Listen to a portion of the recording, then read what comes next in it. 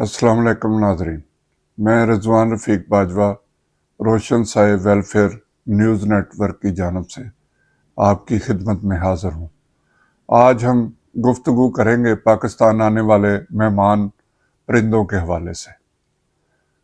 पाकिस्तान में वो मौसम शुरू हो चुका है जब पाकिस्तान में मेहमान परिंदों की आमद का आगाज़ हो जाता है।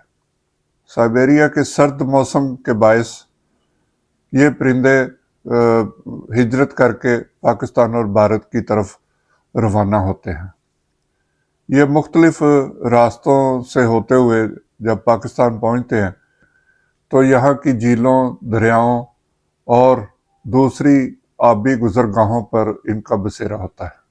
ये 41 से ज़ायद किस्म के परिंदे पाकिस्तान में आकर यहाँ पे बसेरा करते हैं और इनका पाकिस्तान में ये क़याम मार्च तक जारी रहता है और फिर इसके बाद ये वापस रवाना हो जाते हैं।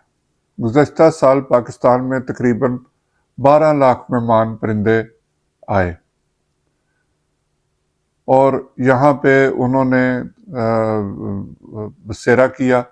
ये सिलसिला सितंबर से इसका आगाज़ हो जाता है और फिर इसी तरह अगले 6 माह तक वो पाकिस्तान में ही रहते हैं। इस सिलसिले में वाइल्ड लाइफ वालों ने सख्त कवानीन तो बना रखे हैं, फिर भी गैर कानूनी शिकार की वजह से इन परिंदों को काफ़ी मुश्किलात का सामना करना पड़ता है और लोग अपने शौक की खातिर इन खूबसूरत परिंदों का शिकार करते हैं।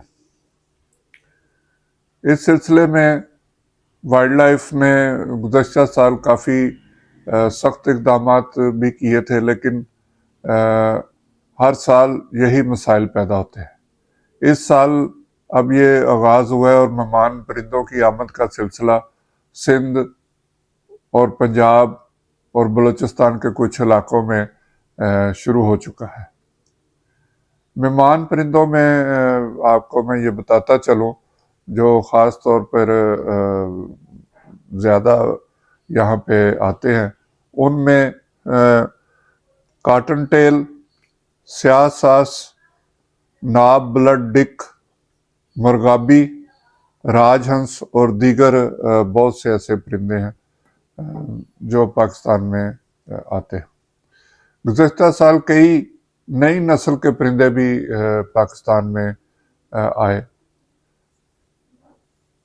पाकिस्तान सर्द मौसम का आगाज़ तो हुआ चाहता है, लेकिन जब ये परिंदे हिजरत करते हैं तो वहाँ बहुत ज़्यादा बर्फ़बारी और बहुत सर्द मौसम होता है जिसमें इनका ज़िंदा रहना मुमकिन नहीं होता।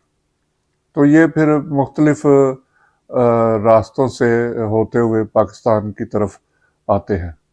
इस बारे में मुख्तलिफ थ्योरीज़ कही जाती है। कुछ ये कहते हैं कि ये जो झीलें या पहाड़ इस तरह के चीज़ों को अपने ज़हनों में रखते हैं और उसको देखते हुए फिर ये इन इलाकों की तरफ आते हैं। कुछ के ख्याल में ये सूरज और चाँद से रहनुमाई हासिल करते हैं। इस तरह मुख्तलिफ ख्यालात हैं जिसके बारे में कहा जाता है कि ये परिंदे पाकिस्तान की तरफ अपना सफ़र जारी रखते हैं। अब देखा यह गया है कि यहाँ पे शिकार करने वाले हजरात वो कुछ इस तरह से ये गैर कानूनी काम करते हैं जिससे एक खूबसूरती के जो मनाजर हैं वो हमारी आँखों से ओझल हो जाते हैं। ये मेहमान परिंदे पाकिस्तान की तरफ तो आ रहे हैं, लेकिन इनकी आमद की वजह यहाँ पे ये है कि हमारे जो दरिया और आबी झीलें जहाँ पे पानी की गुज़रगाहें हैं, वहाँ पर इन शिकारियों के अलावा जो गैर कानूनी शिकार करते हैं उसके अलावा गंदगी और माहौलियाती तब्दीलियों के बायस इनका बसेरा मुश्किल होता जा रहा है। हमारे जो दरिया और झीलें हैं उन पे वो सहूलतें मैसर नहीं कि आम आदमी ان خوبصورت مناظر کو دیکھ سکیں۔ ہمارے دریاؤں کی یہ صورتحال ہے کہ وہاں پہ گندگی کے ڈھیر لگے ہیں۔ ہماری جھیلوں پہ حکومت کی طرف سے کوئی ایسے اقدامات نہیں کیے جاتے کہ یہ مہمان پرندے سکون سے وہاں اپنا بسیرا کر سکیں۔ محکمہ وائلڈ لائف کے حکام اپنی تئیں کوشش جو کرتے ہیں، لیکن فنڈز کی کمی کے ساتھ عملے کی کمی بھی اس میں آڑے آ جاتی ہے، جس کے باعث ان مہمان پرندوں کو مشکلات کا سامنا کرنا پڑتا ہے۔ جو یہ وقت گزرتا جا رہا ہے اور ہمارے دریا جن میں پانی کی شدید کمی ہو رہی ہے اور ہماری جو جھیلیں ہیں وہ بھی خشک ہو رہی ہیں، اور ان کو قائم رکھنے کے لیے حکومت اس طرف زیادہ توجہ نہیں دے رہی۔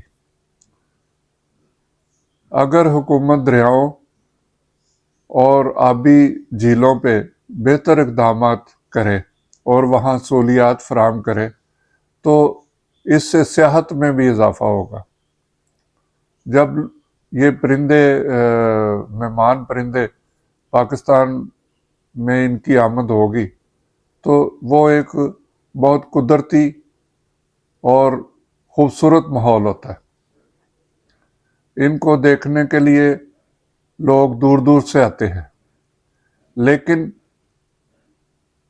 کوئی حفاظتی اقدامات نہ ہونے کی وجہ سے اور غیر قانونی شکار کی وجہ سے یہ پرندے ان کی زندگیاں محفوظ نہیں۔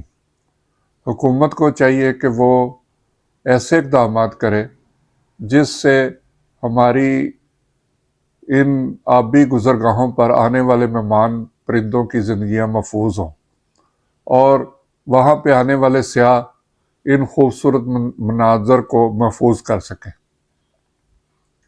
امید ہے کہ حکومت وائلڈ لائف محکمے میں از سر نو اپنی پالیسیوں کا جائزہ لے گی، کیونکہ یہ سب کہنے کا مقصد صرف اتنا ہے کہ اب یہ موسم شروع ہو گیا اور مہمان پرندوں کی آمد کا سلسلہ تیزی سے جاری ہے۔